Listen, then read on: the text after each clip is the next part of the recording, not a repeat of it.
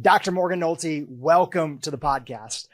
Unwanted weight gain is a major, major issue for so many people. And the problem, as we all know, just look at the stats, is getting out of control. We have now over 65% of Americans, and the number goes up every single year, that are struggling with obesity or being overweight. And we're now exporting this to the rest of the world. You have some pretty mind-blowing thoughts on why unwanted weight gain and visceral fat have now become the standard and why they're so hard to shed. I'd love to turn it over to you. Would you mind sharing some of those thoughts? Yeah, well, first off, thank you for having me. I love spreading the message about insulin resistance anywhere I can. And I hope that your audience finds this interview really valuable. We're going to try to make it very practical, action-based for you. So I think that there's, this is a loaded question. First of all, you handed me a loaded question to start with. And I think the first thing that comes to mind is we have an environment that no longer supports optimal health. And we have an environment where people are chronically stressed, chronically sleep deprived, we're overworked, we're under-rested, and obesity is becoming the norm. And so I think that looking at the population as a whole, you go to a concert or you go to a football game, someone who's overweight or obese, they're not going to stand out anymore. Someone who is at a healthy weight, they stand out now. And people are questioning, what are they doing? I think that a healthy lifestyle is becoming rarer and rarer. And so I think that we're living in this culture, we're living in this environment that makes unhealthy choices so easy. Look at Netflix, for example. They just say, continue the next episode in 5, 4, 3, 2, 1. And so we stay up and we watch 4 episodes of, Reacher or Homeland or whatever the show is of the choice, and we're not sleeping. And then we wake up and we have convenience food for breakfast and lunch and maybe dinner. And then we're sitting at a desk all day and we're not very active. So to say what is causing this, it's really our environment, but it's also our understanding of the factors that contribute to weight gain. So the first part of the answer is we are living in an environment that does not support optimal health. The second is we are living with outdated beliefs around weight and weight loss. And the first of those beliefs is that losing weight, gaining weight is all about calories in and calories out. And I'm not saying that calories don't matter. But the fact that a calorie is complete nonsense. A calorie is a unit of measurement that we use in the lab. And I like to say, once you swallow the calorie, they are no longer equal. So we can get into that a little bit more throughout this interview, but we have to break through these outdated beliefs around weight loss. Another outdated belief is that cardio is king. And if you just run more, you walk, you're going to lose weight. And many women listening to this know that that's not necessarily true. So we really need to shift away from the caloric model of obesity and towards the insulin model of obesity, which is a more scientifically proven model of obesity. And so when you learn how to think about weight loss in a way of how does this affect my insulin instead of how many calories does this have? Weight loss and the choices that you need to make to lose weight and keep it off become a lot clearer. And then the third problem is mindset. And I think a lot of people live, again, in this society of instant gratification. And we are an impatient, we're getting very impatient in our nature. And that's why medications like Ozempic are skyrocketing. They're flying off the shelves. People want to lose weight and they want to lose weight now. And we're forgetting that the goal is not to lose weight. I'm going to say that again. The goal is not to lose weight. The goal is to lose weight and keep it off and improve your health. And that requires a different, more holistic and comprehensive strategy than just take this medication or, get liposuction or whatever the next quick fix is for weight loss. Do this chronic calorie restricted diet. Just do some significant intermittent fasting. The weight will come off.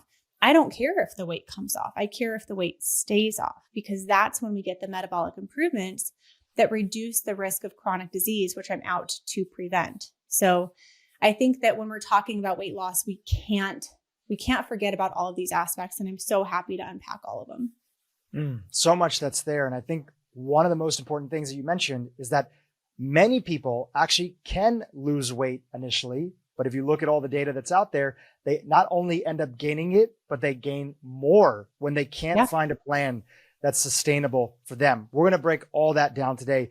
Let's start off with the first one that you mentioned, which was insulin. Why is insulin such an important part of this conversation?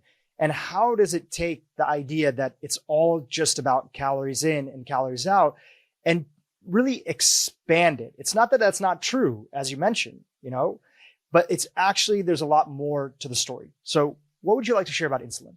I think I want to approach this interview as if somebody has never really heard about insulin or insulin resistance. And I want to build a really strong foundation for them to understand it. And then we can kind of go deeper throughout the interview. So insulin is a hormone made in your pancreas, and it is absolutely vital for our survival. It has a lot of different functions in our body, but the primary one that I focus on is blood sugar regulation. And as you know, continuous glucose monitoring is a hot topic right now. And the glucose that we're monitoring is actually a downstream effect of how well your insulin is working, how sensitive you are to insulin. So when you eat like a high carbohydrate meal, for example, the carbohydrates are broken down into glucose in your blood, right? But your body doesn't like high blood sugar. So it has to release insulin to move the sugar from the blood into the cells to be stored. So insulin's role is to move blood sugar from the bloodstream into the cells for storage. And that's why I call it the fat creation and storage hormone. So insulin has two primary roles: regulation of blood sugar, fat creation, and storage. It also has other roles, but those are the two primary ones relevant for this conversation. And a beautiful example of that is a type 1 diabetic. So people with type 1 diabetes, they don't make their own insulin anymore. So their pancreas isn't making insulin.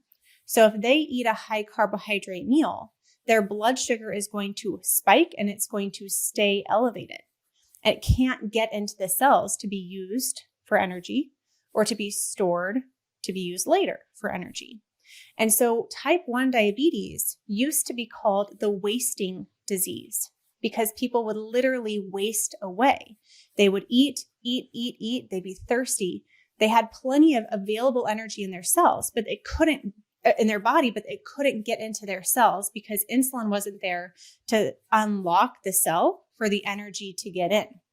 And so once insulin was created and a type 1 diabetic could then inject themselves with a proper amount of insulin, then it was now a survivable condition. So that's a really beautiful example of why insulin is crucial for our livelihood. We can't survive without it.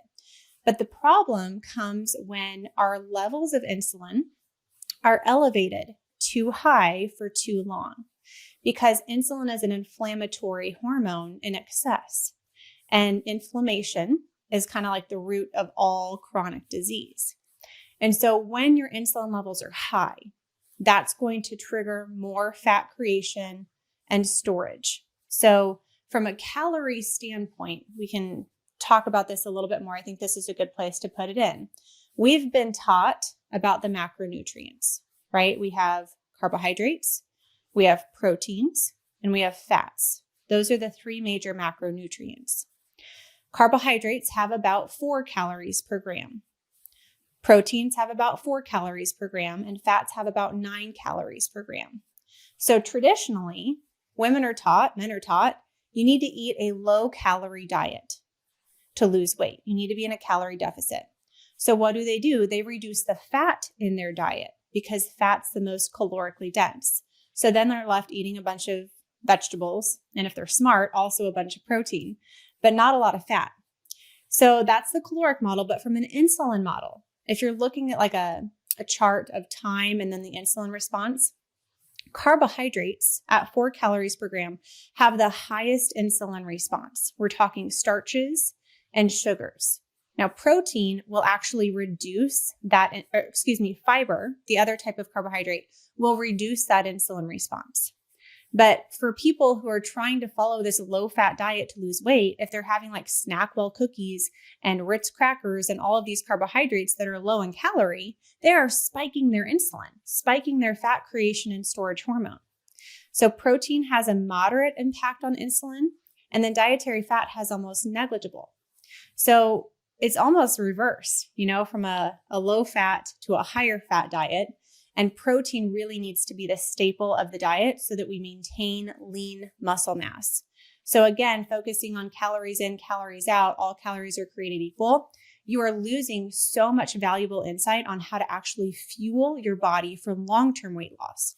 Because when we're focused on that, you're focused on how can I eat in a way that keeps insulin low? So that's going to be prioritizing healthy fats, protein, and fiber, and including starches and sugars if you want strategically. And also building and maintaining lean muscle mass as you age. Because when we're talking about glucose after a meal, for example, when you're eating a high carb meal, it has to go somewhere. Like, where does that glucose go? Well, your muscle tissue is a really big repository for glucose. And the more muscle mass you have, the better insulin sensitivity you can have, and the easier your weight will stay off. So it is a much bigger conversation than just how do I lose weight or, eating a low calorie diet. It's really about how do I eat in a way that keeps my insulin and inflammation low and also supports healthy muscle mass so that the weight that I lose can stay off. One of the things that you are really good at explaining is helping people understand, especially women, as we age, our relationship with insulin can change a little bit. So you first talk about how important insulin is when it comes to sustained weight loss and also, of course, living a low inflammatory lifestyle, excessive, elevated, chronically elevated insulin being connected to inflammation. Now let's talk a little bit more about aging and how that plays a part into this. Absolutely. Well, I think especially for women going through menopause, they know that that is kind of a volatile time for their hormones. And a lot of women are like, oh, I gained weight because of menopause, or menopause is causing me to gain weight. I'm like, no, it's not. Menopause is a date on the calendar 1 year from your last missed period. So blanketly blaming menopause is not helpful. But understanding the hormonal changes that go on during menopause that cause you to gain weight during menopause, and specifically for a lot of women, they're gaining belly fat. They might notice that the belly fat that they have is getting firmer or harder. That's indicative of more visceral belly fat, which is more unhealthy, more inflammatory than the subcutaneous fat that's under the skin that you can pinch with your hands. So women during this menopausal phase of life, they very well may be noticing 20, 30 plus pound weight gain in the years surrounding menopause, even though they're like, I'm not eating any differently. I'm not exercising any differently. I'm having some menopause symptoms, but I should not be gaining this weight. And as a woman, I think it's wise of us to go back in time and say, well, when else did you gain weight in your life without really changing what you were eating or how you were moving? And there's two other times: puberty. So when a girl goes through puberty, she's going to gain weight. But then also really telling one is pregnancy. And so if you're looking at how does insulin change during a woman's pregnancy, insulin goes up during pregnancy. Insulin resistance goes up during pregnancy because the body is trying to gain weight. So lo and behold, if we look at, well, what happens with insulin as a woman goes through menopause, it goes up. And the reason is because when a woman goes through menopause, her estrogen levels essentially plummet over time. And estrogen is an insulin sensitizing hormone, which means you need less insulin to maintain stable blood sugars. And if you need less insulin, that's going to cause less fat storage. But as estrogen drops going through menopause, that baseline level of insulin will go up. And that's why women are experiencing more weight gain, even though they're not eating differently, even though they're not really exercising differently. Their insulin has gone up because their estrogen has gone down. And another really important key factor at this stage of life is, well, your body needs estrogen, not just for reproduction, but for your brain health, your bone health, your skin health. It's important. It's not just a reproductive hormone. So when your ovaries stop making estrogen, then there's two organs that pick up the slack. So the adrenal glands, which sit on top of the kidneys, will start to make more estrogen, but also adipose or fat tissue will start to do the estrogen production. So now, not only are you having more fat because you have higher levels of insulin, but that fat becomes more valuable real estate because it's producing estrogen and it becomes harder to lose. And one of the big things that women overlook when it comes to weight loss is stress management. And especially in this midlife range, they might be, getting the kids out of the house or having young grandkids. A lot of times they have aging parents, and that's causing a big stress on their life. They're in the thick of their careers or they're nearing retirement. That's a stress. The adrenal glands are also responsible for stress hormone production. And so if the adrenal glands are just pumping out the cortisol, pumping out the stress hormone, two things, right? The first is they have less capacity to really optimize estrogen production so that your body relies even more on your fat tissue for that estrogen. So stress management, if you can bring that cortisol down, you can kind of allow the adrenal glands to pick up even more of the estrogen production to make the body more comfortable releasing some of that fat tissue. But the second thing is, think about what cortisol does. Cortisol is your stress hormone. And back in the day, if you were faced with an enemy or a tiger is a common example, and you had to run away, that's a stress on your body. So when cortisol is released, that causes your blood glucose levels to go up so that your muscles have available glucose to soak in when they're contracting and you're running away. But the problem with modern day stressors, like a sick parent or an angry boss, is you're not really moving your body to utilize that glucose. So cortisol goes up because you're stressed. Your blood sugar goes up in response to the elevated cortisol, anticipating you to fight or flee the situation, but you don't. And so if muscles aren't soaking that glucose in, the only other way it can get into the cells is through insulin. So that's a kind of a double-edged sword on stress in midlife, especially for women, is if their cortisol is going up, their insulin's going to go up, and their fat is going to be more likely to go up too. So that's kind of the whole picture of why weight loss gets harder after menopause. It's definitely not impossible, but it is the time to optimize your lifestyle to lower the insulin, lower the cortisol, lower the inflammation, and then your body will feel like, okay, I can release this weight now. But just following a low calorie diet, not going to cut it anymore. So we have to have a more specific approach for this phase of life. I'd love to talk about that for a second.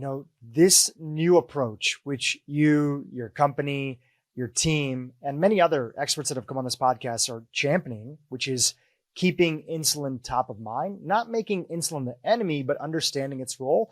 And then let's say the traditional approach of calories in and calories out. Largely, following a lot of the same people that you follow, my understanding of things has been that, hey, if you constrict calories and you really watch every single calorie you eat, even if you're eating a lot of processed foods, you will lose weight, right? If you are to the T monitoring each calorie and setting a deficit, being in calorie deficit. And as we see that's been the advice, tracking every calorie to the T is extremely difficult. I've done it before as I've been part of a, very intense sort of workout regimen. And I'm so grateful for the experience that I had. It's not something that most people are going to do. It's not sustainable for people long-term, but it does work. Now, the other side of it is this idea that if you keep insulin top of mind, that, you understand its role in sort of making you hungry, how it distributes weight inside of the body. But the area that I've always been a little bit kind of confused about, maybe you could shine a light on it. Are you saying that if calories are, let's say, able to be managed for an individual, right? They're at a little bit above what their baseline is. So they're having some excess level of calories.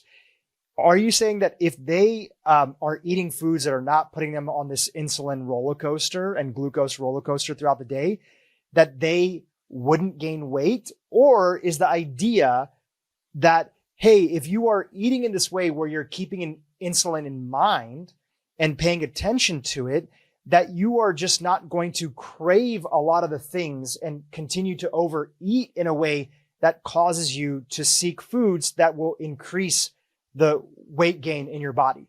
Does that make sense? And it could be some hybrid of those two, but I'd love to get your thoughts on it.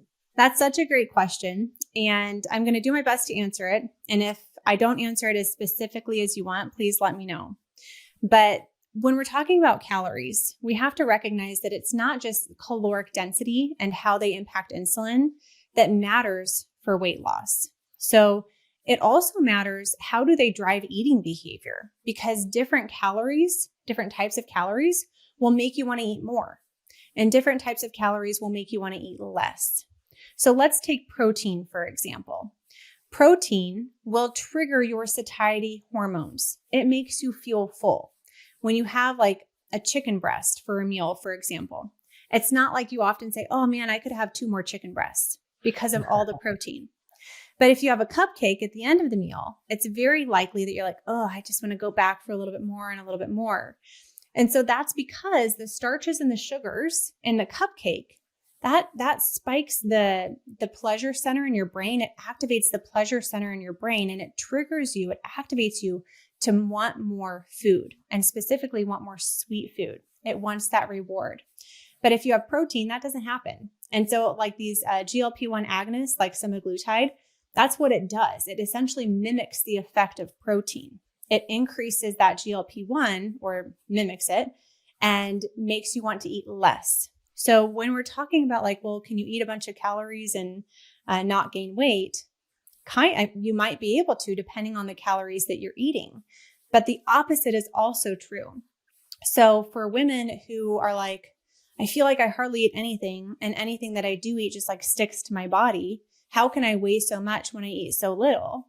The foods that they're eating are likely the ones that are spiking insulin and driving all of those nutrients into fat storage, versus eating a high protein, high healthy fat diet, high fiber diet that helps you feel more satiated. The other thing about fats too is fats will also trigger those satiety hormones similar to protein.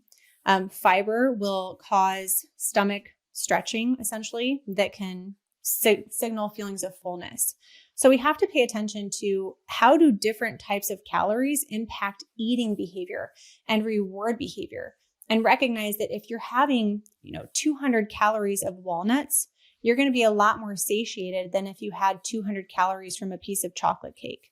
And you're going to be less likely to then overeat at the next meal. So I think in the long run, you can eat a small amount of calories and still have a weight problem if those calories are spiking insulin. You can eat slightly more than your baseline from a calorie standpoint, especially if those calories are coming from protein.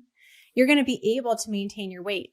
The other thing that we didn't really talk about yet is how different, like how much energy different types of calories need to break down. So the thermogenic effect of food, essentially. And protein has the highest amount. So if you're eating 100 calories of protein, your body is not assimilating all 100 calories. It's actually using quite a bit of that energy to break the protein down, get it to where it needs to go. So that's another distinction between like the calorie model and then going a little bit deeper, is how does your body use those calories? How do those calories impact your brain and subsequent eating behaviors? Yeah, that's super important. We're not lab rats who have control feeding. We're living in the real world. And so we have to take into account so that even though if you eat excess calories, you will gain weight regardless of what source it's from. But if you eat whole food diet, and with these tips that you and your team talk about, which we're going to get into in a second, you're going to put yourself in a position, if I'm hearing correctly, where you're just not going to feel hungry as much. And also, for a lot of people that I've seen, even if you think you're eating very little, a lot of these sugary foods also tend to be sugar, fat, and they're highly processed. And many people don't actually know how many calories are there. It's so easy to take a few potato chips, then eat the whole bag. even if they're cooked in avocado oil, by the way, right? Yep. And end up in a place where you eat the entire bag and not realize that you just crushed 2,000 calories in that one snack. So it doesn't seem like a lot of food, but you just had so much in a concentrated situation of hyper palatable foods that didn't leave you satiated. Exactly. And I think that if people were to actually measure out a serving size of things, they would be shocked to say, oh my gosh, like I'm way overeating and I didn't know it. But yeah, when you're eating nutrients that make you feel full, it's easier to maintain an energy deficit over time to lose weight. Well, you said something important, and we're just going to keep on returning back to this as a core concept in the interview. You said, losing weight is straightforward, but my goal is to help you keep that weight off for the rest of your life. So now that we've established a little bit of some of the building blocks, and there's others that we're going to come back to because there's a lot in this topic that's here, I just want to give some tips to the audience that's there. What have you found, especially for the demographic that would be listening to our podcast episode today?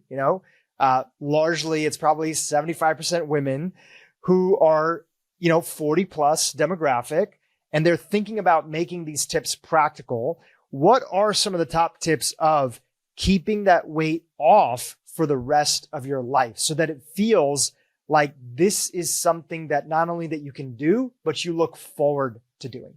Yeah. So the first is protein. I'm coaching someone right now who's been following a ketogenic diet for a while and probably has 10 grams of protein a day. So she's just eating a ton of vegetables. Yeah. Eating a lot of vegetables, thinking that she's eating healthy. And I'm like, oh boy, we have some work to do here. So a protein goal is 1 gram of protein per pound of ideal body weight. So if you want to weigh, and ideal is not like what's realistic for you. Because if someone's 250 pounds, their ideal weight in their mind might be like 170 pounds, but that's still not an ideal body weight for your height. So that's really the only time I recommend using the BMI chart, the body mass index chart. Pull up like BMI chart online and then go to the healthy zone for your weight and pick a weight. And then that's kind of your protein estimate. So I'm 5'8". A good protein goal for me is like 130 to 140 pounds, or grams of protein a day. So it depends on your height, but that's kind of the ultimate goal is 1 gram of protein per pound of ideal body weight. Now breaking that down, because I'm sure a lot of women are like, I'm way under eating protein. The first stepping stone towards that goal is at least 30 grams of high quality protein a meal. And the reason that it needs to be a high quality source is to get that minimum dose of leucine, which is an essential amino acid required for muscle growth and support. And so 30 grams of protein really isn't that difficult to attain. A lot of women are close to that, but they're not quite getting it. So they might be eating like 2 eggs for breakfast. And maybe it's bumping it up to 3 with some, breakfast meat on the side, or like for lunch day, I had 5 eggs with some cheese. That gets me to the 30 gram of protein threshold. Well, that's another reason why you see a lot of protein supplements have like 30 grams per serving size, that they know that that's needed for muscle health. Now, why I suggest starting with a protein recommendation is it makes everything else easier. So protein and water are really the 2 dietary places that I recommend starting, because if you're adequately hydrated and if you're eating enough protein, you will naturally have fewer sugar cravings and be more satiated, and it's going to be easier to maintain a caloric deficit over time. So the other thing is water, and I am shocked. I'm shocked how many people are under hydrating their bodies. So we recommend, a good baseline is about 100 ounces a day. I think for most people, that's probably more than what they're doing, but half your body weight in ounces of water a day at a very minimum. So if you're, 200 pounds, again, that's 100 ounces of water a day. So those would be the first 2 recommendations. If you want to lose weight and keep it off, you have to be hydrated and you have to adequately dose your protein. And there was a really interesting research study that came out that compared like a very low calorie diet, a ketogenic diet, a lower carb diet, a high protein diet. And they looked at where did the weight loss come from? Did it come from muscle mass or did it come from fat mass? And the results were astounding. Like a high protein diet preserved the most lean muscle mass during weight loss. So when we're losing weight, we want to preserve that muscle mass because, again, it's metabolically active and it helps you with insulin sensitivity. So the more muscle you can have as you lose weight, the more likely it's going to be to stay off. And that's why I have such huge problems with diet programs like Nutrisystem or Optavia or Weight Watchers who have no emphasis on protein, or just why you take like people taking GLP-1 agonists like semaglutide kills their appetite completely. Great, you lose all this weight, but you've lost so much muscle mass and the weight is going to come back on with a vengeance now. So those would be the two biggest dietary tips. And then from there, I think adding some fiber into your diet is great. About 25 grams a day for women, 35 for men. Fiber is kind of a controversial issue. I think carnivore is such a hot topic right now, but I personally eat fiber. I recommend fiber. I think that there's some benefits. So adding some fiber, but from foods that are lower in starches and sugars. And that's kind of the caveat. Like a lot of people think of fiber and they think of starchier foods like whole grain breads or whatever, but you can get a lot of good fiber from low starch and sugar foods. And that way you're really minimizing the blood sugar and the insulin response from those fibrous foods.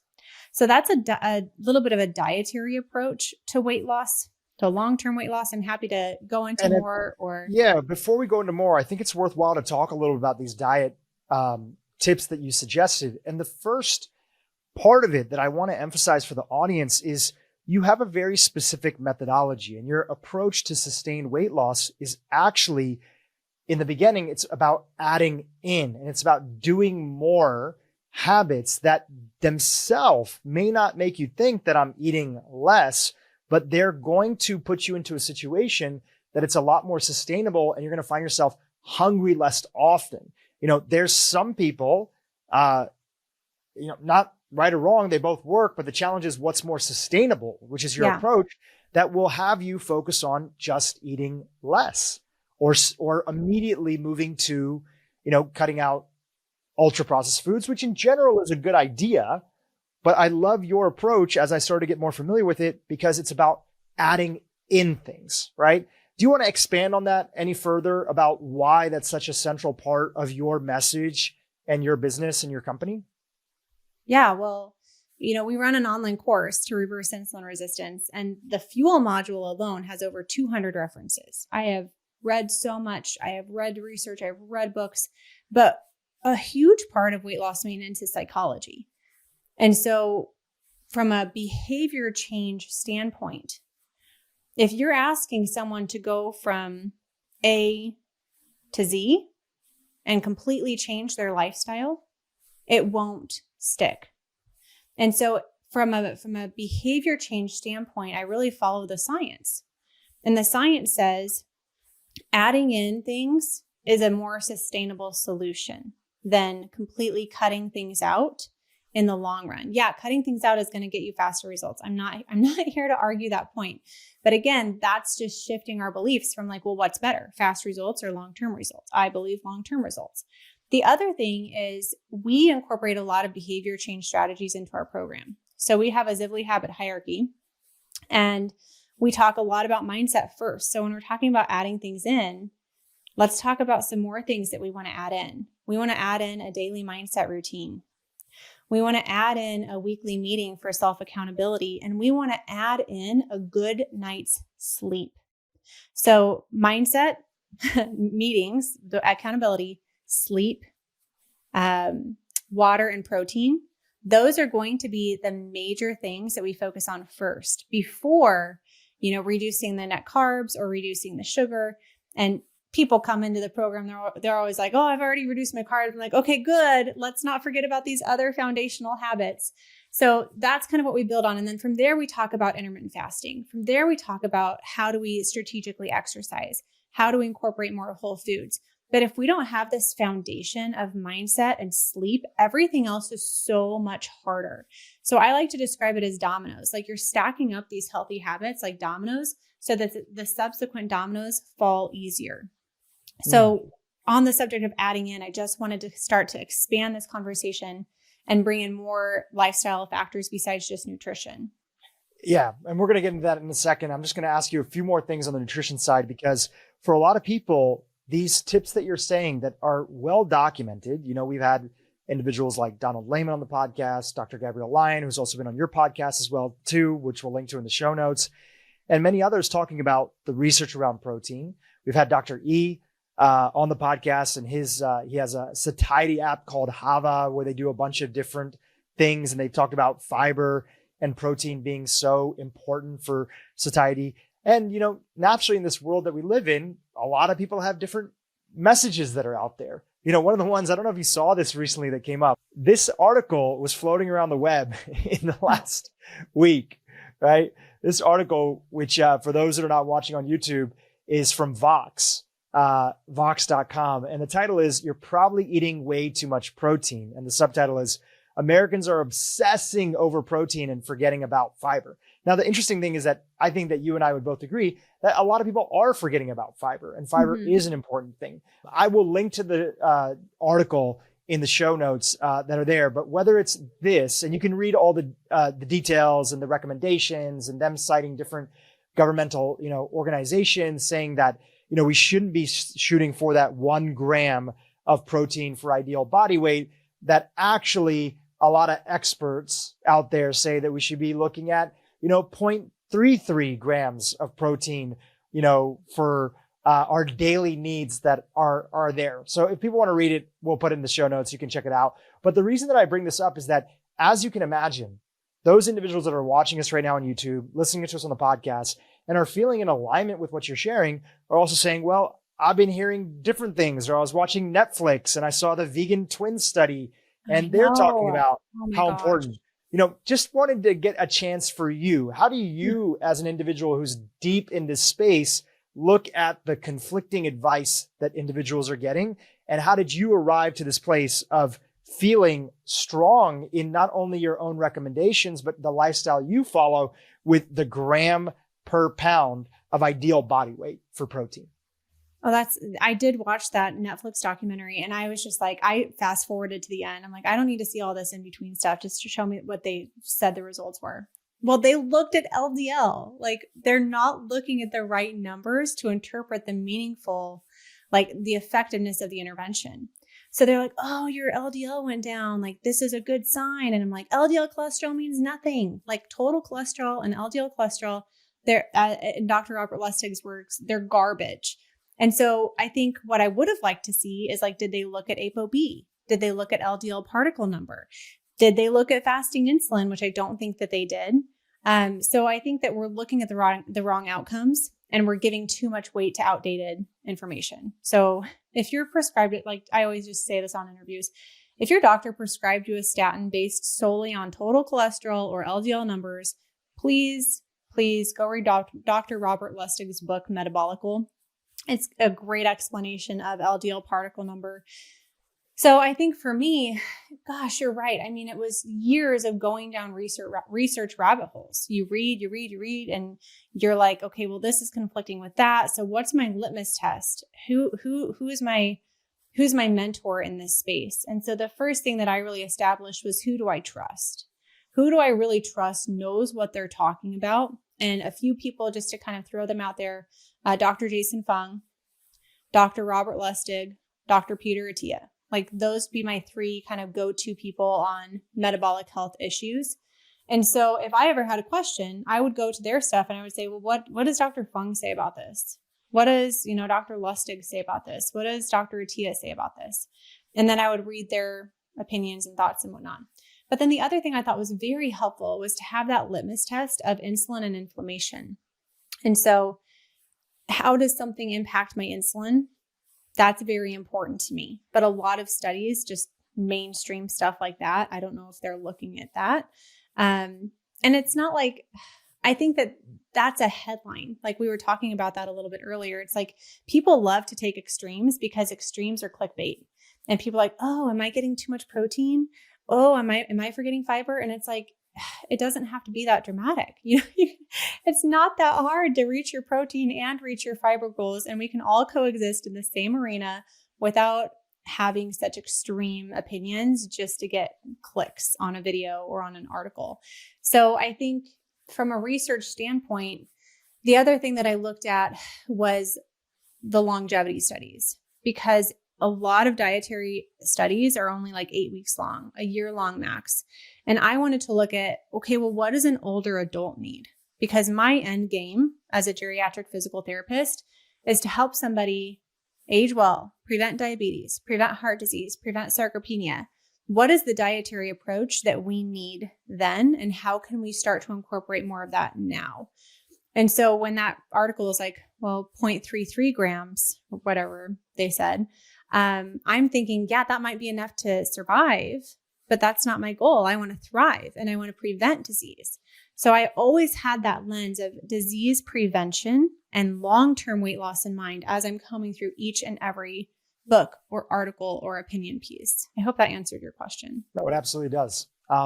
And a lot of these people in this space, you mentioned a few, some of them even have, one in particular, I think Peter Attia, he's kind of come on the other side of the fence of, and has shared some of his thoughts about, hey, actually, I do think that LDL is still, matters on a population level that are there. And I think the thing is this, is that for most people, if you just focus on the basics and you double down on the basics, which are largely the things that you're talking about over here, you're going to be in a better shape than like 99% of the population. And a lot of these little nuances, the technology is getting better and better. I come from a background and a family where I have familial hypercholesterolemia.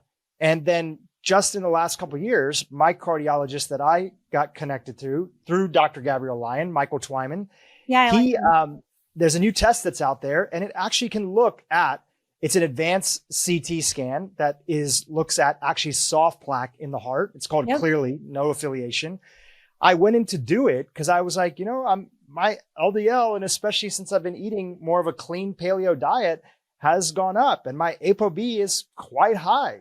So I want to know, do I have a lot of soft plaque that's there? Now, this test is like $2,000, and then you need a doctor to interpret it. I think Clearly is now doing some direct to consumer things, so you can see it on their website and you can order it directly. But I went and had it done, and to both my cardiologists, he wouldn't be surprised because I live a low stress lifestyle. I don't have, alcohol on a regular basis. I didn't really drink alcohol at all kind of, growing up. And, I'm not doing a lot of things that I think probably contribute to poor endothelial health, but are maybe hotly debated. Like I stay away from a lot of the refined fats, even though I know that's a very, controversial topic for a lot of people. Are seed oils inflammatory? Are they not? I've made the decision to pretty much eliminate them, from my diet because I just feel, better that way. And, both my cardiologist and also there's a vegan cardiologist who was on this podcast who I sent my results to, and he went over him on the podcast, Dr. Joel Kahn. They both had shared that my results was the best they ever seen. Now, in Joel's case, he said, your results are second best.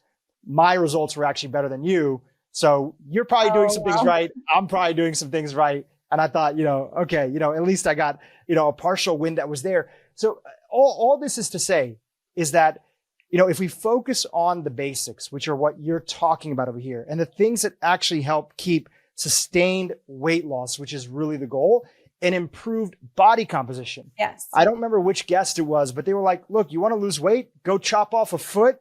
You'll lose weight, right? Immediately you'll weigh less. We all know that doesn't make sense, and we don't want to do that.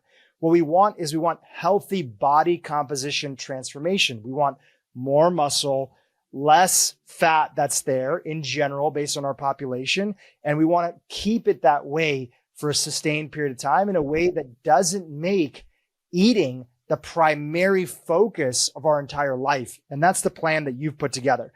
Now, before we get into, some of the other lifestyle areas that impact insulin, wanted to give you an opportunity for anything else you want to add in, but also just a couple tips on fiber. Are there amounts that you are telling your audience and the people that are following your program to shoot for? And how are you getting in the target amounts of fiber in your diet? What are your favorite ways to do that? Good questions. So anything else I want to share on the nutrition standpoint? I'm not including fasting in this conversation. Yeah. But like the fuel module of our course is like 2 hours and 40 minutes of me talking about macronutrients. So I don't want to go like too deep, but I think it's really important to help people understand carbohydrates a little bit better and fats a little bit better, and that a carb is not a carb and a fat is not a fat. And so there's 3 main types of carbohydrates: starches, sugars, fiber. And a lot of people are a little bit naive when it comes to starches. And they're like, oh, I'm not having any added sugar, and so I'm eating healthy. But I'm like, well, not all sugar is sweet. And so for breaking down sugar, there's 3 simple sugars. There's galactose, glucose, fructose. Then those combine to make slightly larger molecules. So sucrose is table sugar. That's glucose plus fructose. Lactose is sugar found in milk. That's galactose plus glucose. All of those are just, simple sugars.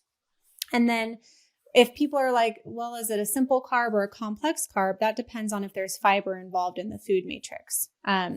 So when we're talking about starches, there's 2 kinds of starches because a starch is not a starch. There's amylose and there's amylopectin. So amylose starches are going to be like the rice, the barley, the quinoa, the more complex types of starches, the darker starches like sweet potatoes. And amylose is like a straight chain. So if you think of like a stick, a wooden stick, and there's 2 ends. And so those enzymes can chew up the glucose molecules, only 2 ends at a time, and it releases the glucose slower into your bloodstream. Compare that to amylopectin that looks like a tree branch. So there's multiple places where the enzymes can chew up the glucose and it's released faster into the bloodstream. That's from like white rice, white bread, white pasta. So I don't want people to come away from this interview with such a dogmatic mindset. They're like, oh gosh, I have to go keto, or I can't have carbs anymore. I need to go carnivore. You can include carbohydrates in your diet and still live a low insulin lifestyle. But I want you to do it strategically and understand that it's not just the fiber content in a starchy food that matters for blood sugar control. It's also just the type of starch in general. Is it amylose, straight, or is it amylopectin, branched? So the more whole food, obviously, the starch is, the better it's going to be. But again, the exception there is like rice and potatoes. So like a simple solution is make your mashed potatoes ahead of time. Put them in the refrigerator. Take them out on Thanksgiving. That actually helps some of the amylopectin starch convert into amylose starch and slow the blood sugar release. Another thing that you can do is just have the starches at the end of the meal. So if you have your fiber, like if you have a salad first, for example, or maybe some non-starchy veggies, and then your protein, and then have the sweet potato or the barley or the quinoa at the end of the meal, that's going to have a slower blood sugar response. If you go for a walk after you eat, that's going to help reduce the blood sugar spike. So I think those little tips, like a tablespoon of apple cider vinegar and some water before a higher carb meal, that's fine. So I really want to encourage people that there's blood sugar hacks that you can use when you do choose to have a higher carb meal. Now, in general, I typically recommend 30 grams of net carbs per meal at a max. For me personally, on a continuous glucose monitor, that's the level where if I go over that and I don't walk after the meal or I haven't exercised before the meal, my blood sugar response is going to be higher than optimal, which according to Levels Health is about 30 milligrams per deciliter. So if I'm starting my baseline at 90 before a meal, I don't really want to go above 120. And Levels Health has another parameter where it's like, what's like the max spike in general that they want? And it's like 110 to 115.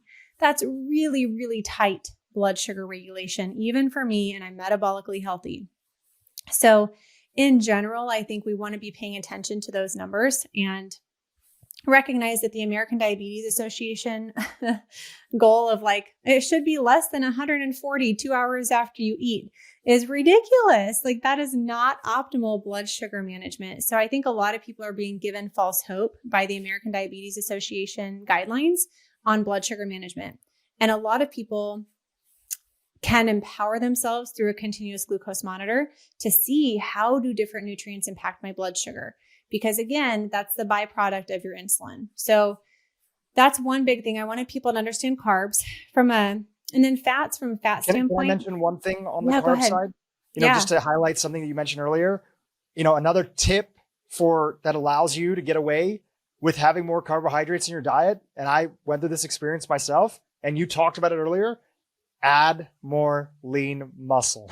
You Yes. add more lean Yes. muscle. Muscle is highly metabolically active.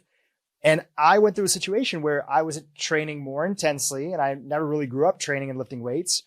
And in that process, my trainer said, listen, I want you to add some more carbs that are there. You're working out. We're working out like 4 days a week. We're doing strength training. You have very specific goals that you want to get to for strength.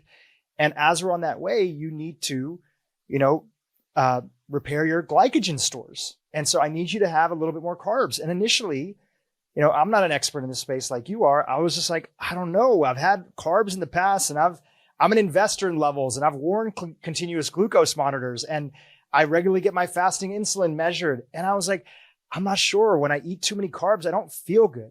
He's like, something is happening to your body now. You're adding every month, you're adding about, 0.8 to a pound of lean muscle mass because we're on this program. You're meeting your protein goals. But because we are very active, you're feeling a little gassed, right? You're running out of energy. And so your strength is going to start plateauing a little bit. And you will find that you can have some more carbohydrates in your diet. I'm not eating these pharmacological doses and drinking, a liter of sugar sweetened beverages. We're talking about a little rice, a little oatmeal, things like that. And not only did I incorporate it and find that my strength increased because of restoring those glycogen stores, but I actually found that over a period of time of about 9 months of adding about almost 10 pounds of lean muscle mass, my fasting insulin improved in that time period because I had the benefits of just having that extra muscle as somebody who previously was one of the, skinny fat individuals that was out there that didn't have a lot of muscle. So again, just connecting all the dots for my audience here on things that you've shared, that we don't have to demonize certain things. Yes, we want to stay away from these pharmacological dosages of refined carbohydrates and sugar that is out there that a lot of people are eating, but you can still incorporate some of those things when you practice some of the tips that you mentioned. Well, and I'm really excited, maybe you know something I don't, about continuous insulin monitoring, because I think blood sugar monitoring is awesome, but I also think, at least from my personal experience, it makes me a little bit fearful to eat carbs. Even after you exercise, you're going to have a lower blood sugar response, a slower blood sugar response. And I want to explain why. So in your cells, you have something called a GLUT4 transporter. And that is like a tube slide for glucose to get from your bloodstream into your cells, right? So I love sourdough bread. I like making sourdough bread. That's my favorite post-workout carb. And I say that there's a 30-minute window. It's like the golden window to eat carbohydrates, because those GLUT4 transporters that allow glucose to kind of slide from your bloodstream into your cells, those get to the cell membrane either via muscle demand from exercise or insulin. And so about 30 minutes after you eat, those GLUT4 transporters are going to still be on the muscle cell membrane, soaking in that glucose. You don't need insulin for the glucose to get into your cells immediately after exercise. That's why it's the golden window of opportunity. So I'm waiting for a continuous insulin monitor to come out, because you're still going to see that rise in blood sugar. But I want to know, what is my insulin doing in the background? So that's why it's okay to eat carbohydrates, especially before or during or after your workout. Your muscles are using them, like you said, to replenish the glycogen stores. So just as an investor in levels, I'm kind of curious, have you heard of any new technology coming out for continuous insulin monitoring?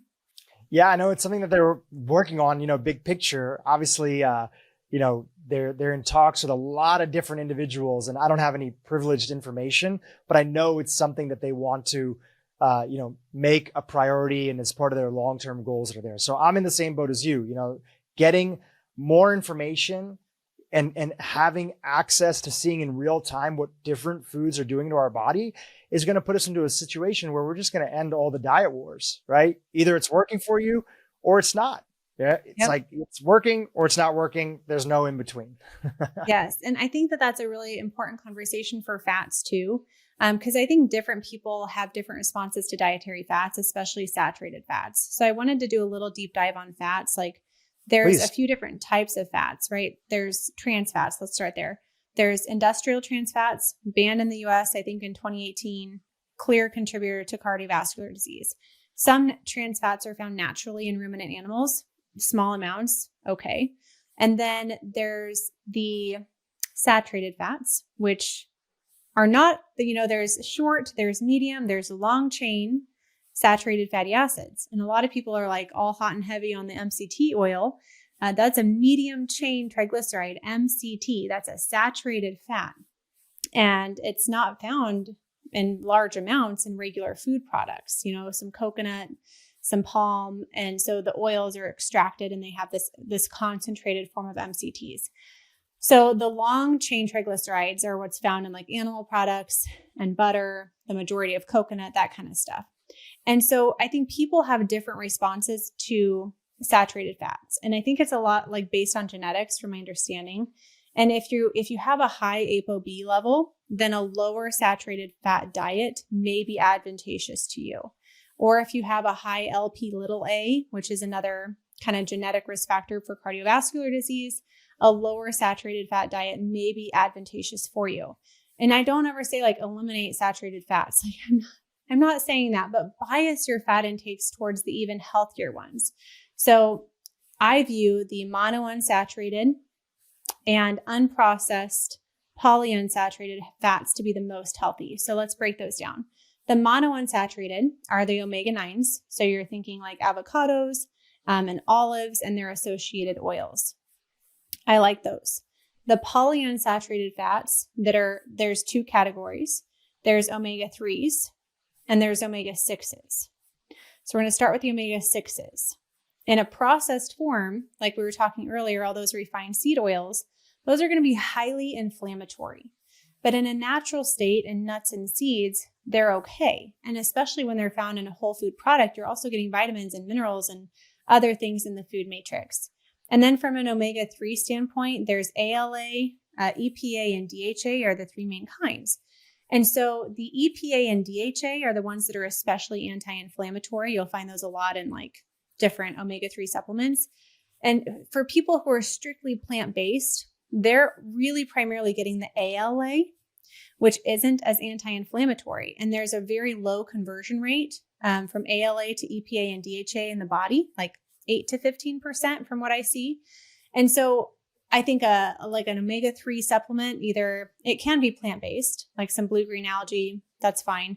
But if you're only plant-based, if you're vegan, if you're vegetarian, you're probably not getting enough of the bioavailable omega-3s that are really anti-inflammatory for your body. So from a fat standpoint, keeping it super simple, okay, what's good to eat? The best things to eat are the olives, the avocados, the nuts, the seeds, fat from animal products like eggs or chicken or beef. The fats that we want to limit are those processed seed oils, and those are found in so many processed foods. So you're thinking like soybean oil, canola oil, safflower oil, sunflower oil, grapeseed oil. Those are the things that we really want to limit in the diet. And then a lot of people don't realize that those refined seed oils aren't just high in omega-6 fatty acids. They actually have trans fats. So even though trans fats have been banned, when you heat those oils to such high temperatures, they have trans fats. And those are the types of oils that they're using to make French fries at McDonald's. And every single time those oils are heated up, the concentration of trans fats increases. So that's an important thing to remember is if you're going and you're eating, chicken strips and French fries, yes, you're getting unhealthy omega-6 fatty acids, but you're also getting trans fats unknowingly. So from a fats standpoint, the more whole food we can incorporate into the diet, the better. And then to answer your original question on fiber, how do I get enough fiber? We have a free download called our Ultimate Food Guide, and people can find it on our website. And we have like tables of high fiber foods according to, fruits or starchy vegetables, non-starchy vegetables, whole grains, nuts, and seeds. They can download that. The goal is 25 grams for women, 35 grams per men per day. Typically like 10 grams a meal is a good recommendation. And I'd have to pull up the the charts to see the exact amount, but you can do that in like a cup of raspberries and, a handful of nuts. It's not that hard once you know which foods are going to be higher in fiber.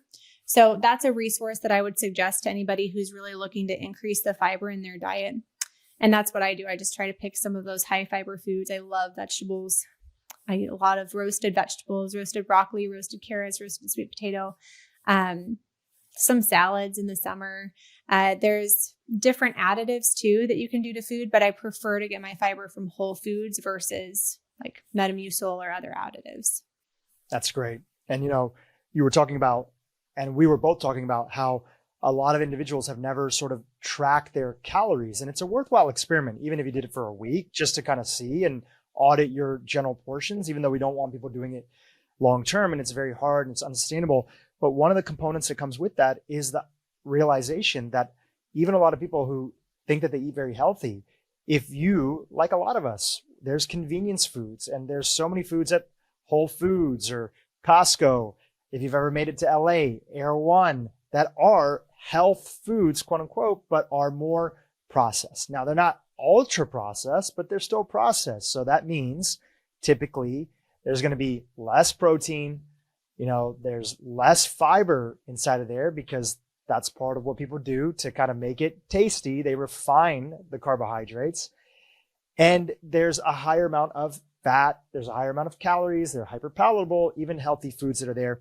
And so many people are amazed to actually see when they start auditing that they're not eating near enough fiber as they thought they were. Yes. So the first thing, even when I have friends that are telling me that they're constipated or they don't feel as good or they're not as regular as they want to be, just one example of a low fiber diet, say, how much fiber you're having? No, I eat fiber, I eat healthy, I eat a clean diet. No, but actually, like, maybe take a look, like text me, text me what you're eating. And we kind of tabulate it, and MyFitnessPal or one of the apps that are out there. And I'm like, check this out. I kind of calculated it for you. You only had like 15 grams of fiber yesterday. That's not enough to really get things going and support your body. And also get all the benefits of fiber being very satiating as well, just like you talked about with protein. So it's a good opportunity to audit and take a look and actually see, are you having enough fiber just as you had recommended? So Right. You've been wanting to move from nutrition now to a few other areas that are also an important part of the inflammation story, the insulin story. So now is a perfect opportunity. I'll hand it back over to you to be able to take it in any direction that you want to. Okay, this is so fun. I love that we have such a long time to talk about this because it takes a while to unpack all of the different factors. I like to say there's 4 pillars to a low insulin lifestyle. There's nutrition, and that includes what you eat, which we kind of already covered, and when you eat, so intermittent fasting, we'll get to that. It includes physical activity, that's the second pillar, stress, and sleep. Those are the 4 primary pillars. And I include, if you're thinking about environmental toxins and other types of toxins, I include that in the stress. There's different kinds of stress, and that would be a form of cellular stress. And then all of that is on the foundation of mindset. And I describe it as like a healthy habits house. If you're trying to build a house of good nutrition and physical activity and good sleep and stress management, and you build it on sand, that's not going to last. Those habits aren't going to last. But if you have a strong foundation of mindset, then those habits will last, whether you're going through a stressful season or you have a busy work project or it's over the holidays. Like anytime somebody gets off track, quote unquote, it's a mindset issue. And so I think that's a huge component of my coaching and of our program is addressing habit change and mindset. And so I think we can kind of wrap that up at the end, but just to kind of dig into some more of the science behind insulin and inflammation. If we're talking about intermittent fasting. Actually, before you go further, just because it's so valuable, what you're sharing about mindset and how related it is, even though I know my audience is going to be upset because I interrupted you while you're in your flow, a question that I have on behalf of my audience and for myself, if you had to list what are 1, 2, 3 of the most sort of toxic things that you see people doing when it comes to mindset, that is the key single thing, however many it might be one thing, it might be two things, it might be three things. I think it's worth highlighting because if you're saying that mindset is so pivotal to sustained weight loss, it's worthwhile here while we have everybody's attention to sort of highlight. So what are some of the most damaging things that you see over and over that interrupt people's goals when it comes to mindset? What a beautiful question. No one has asked me that question before, so I'm going to have to really think about it. The first thing that comes to my mind, and I'm so happy to unpack mindset. We could have another entire episode on mindset. I think the first thing is comparison. And so if we're thinking about social media and we're thinking about scrolling through Instagram, scrolling through Facebook, and you're seeing people losing weight, you have no idea how they're doing it. You have no idea if they're doing it in a way that's sustainable, but you compare yourself to them. Or maybe you see a picture of yourself from 20 years ago and you're comparing yourself to yourself 20 years ago. And you're like, oh gosh, like I have gained some weight. So anything that draws your attention from your progress to like the gap in the progress. I don't know if you've heard of the book, The Gap and the Gain. Yeah. Okay. I think that's a really helpful analogy here. So a lot of people focus on the gap of where they are compared to where they want to be. And I think it's a lot more advantageous to focus on the wins and how far you've come. And our brains primitively want to look for the negative. We are wired to look for danger and for the negative things that could go wrong. But we have the power to choose our thoughts. We have the power to choose our thoughts, which means we have the power to choose how we feel. And so if we have that power, we need to use it. And one way that we can use it productively is anytime you find yourself in a gap, like, oh, I've only lost half a pound this month. You're comparing where you are now to where you want to be. And we have to, but what else changed in this month? Are you being more consistent with your water? Are you being more consistent with your protein? Are you having a better emotional attitude? Are you sleeping better? We have to rewire our brains to focus on our wins and not comparing ourselves and not focusing on where we want to be, but instead how far we've come. Right. Did you gain muscle because you're now working out? And so you only lost a half a pound and last month you lost more, but maybe you gained muscle because you're working out or you're doing some resistance training, which is why people are so much of a bigger proponent of like, not just the scale, but, body composition, whether it's through an in-body scan or a DEXA scan. There could be a lot of reasons that play into it. But kind of thinking about, especially women and postmenopausal women, a lot of them come from the Weight Watchers generation where the end all be all is a scale. And that was the only measurement of progress. And they perhaps were shamed in a Weight Watchers meeting, like, oh, you only lost a half pound. Are you sure you did everything that you could? And so that really plays into it. A lot of like trauma from weight loss happens. And so we have to retrain our brain. Another really, really powerful thing that's overlooked is not practicing gratitude. So gratitude is one of the fastest ways to kind of raise your vibrations. And when I say vibrations, I mean your thought frequency. A lot of people are, I don't even know. I wish I knew the percentage of people that were on like anti-anxiety medication or antidepressants. And I really wish that physicians knew more about mindset and the power of gratitude and the power of diet with mental health, my goodness, and started to prescribe this stuff either before or in conjunction with those medications. But when we focus on specific gratitudes, that will help elevate your vibrations. And so I think a lack of that is important. I think, the other thing that I want to add in is a lack of understanding. So you're like, what are they doing? And I don't necessarily think that they're doing something. I just think that they don't understand that they can choose their thoughts, and they don't understand that your thoughts create an emotional, like it's actually a vibration in your mind. And the emotion that you feel is a direct relationship to the thoughts that you were thinking. And then the emotions that you feel will drive your actions. Oh, I'm stressed out, so I'm going to go eat.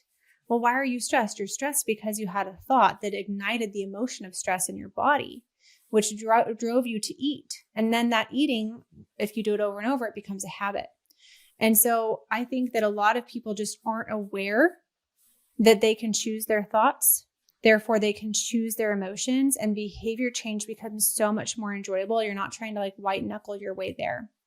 So Those would be kind of my top 3 things, like being in the gap instead of the gain, not practicing gratitude, and then just not being aware that you have so much power that is untapped if you're not paying attention to your thoughts. Those are beautiful. For not having thought of the answer, you had a perfect answer. Oh, good. And I'm sure it's going to be very helpful to our audience. Okay.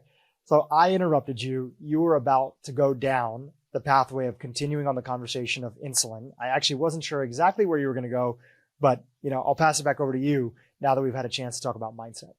And it is funny. Please don't anyone leave him a negative comment for interrupting me. I see those on YouTube a lot, not necessarily from you, but I'm okay with it. I'm okay with it. Everybody can express their opinion. At the end of the day, I'm here to make sure that your message gets out there, and I'm here to fight for my guest. And so I'll take some haterade.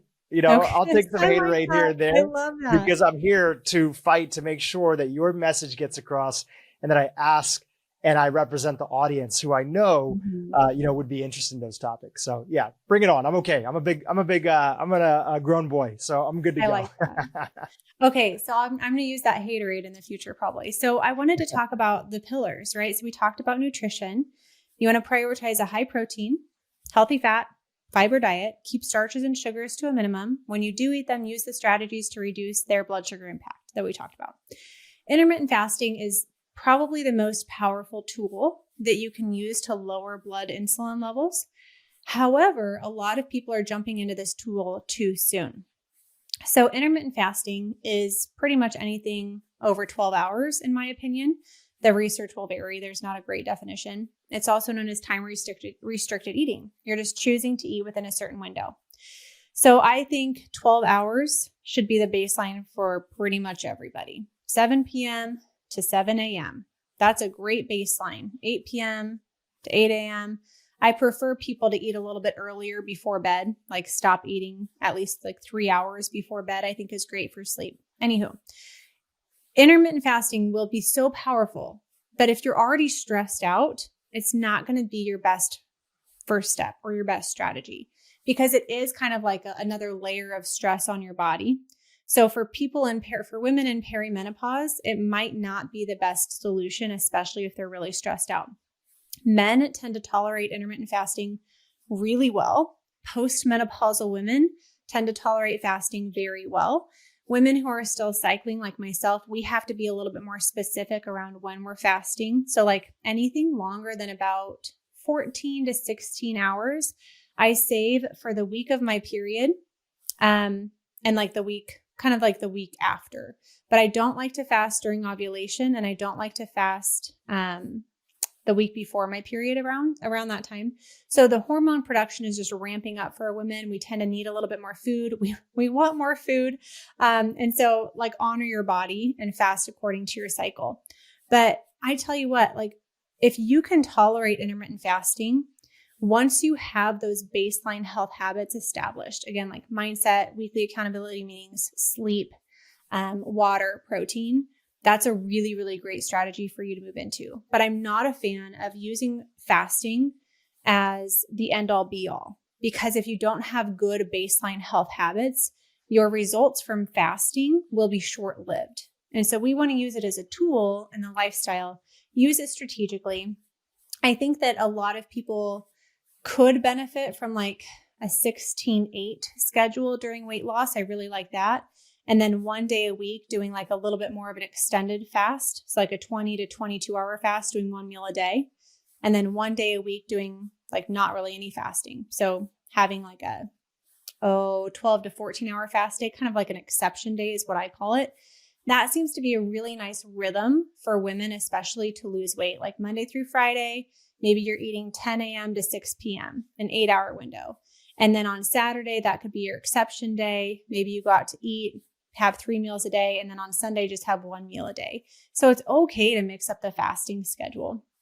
And then I usually like longer fasts for weight loss plateaus and for severe blood sugar issues. So if people have really, really high blood sugars, like one of our members right now doesn't want to take blood sugar lowering medication. And so his starting blood sugars were around 300, baseline. And so he needed a little bit more of an aggressive fasting schedule to get those blood sugars down. So he's doing like a 36-hour fast a couple days a week. And so for him, that's a good strategy because we really want to be bringing those blood sugars down. For women who have a weight loss plateau, if they can try like a 36-hour fast, that might be a really nice strategy. So I view it as a tool in the low insulin toolbox, but not the end all be all. Yeah.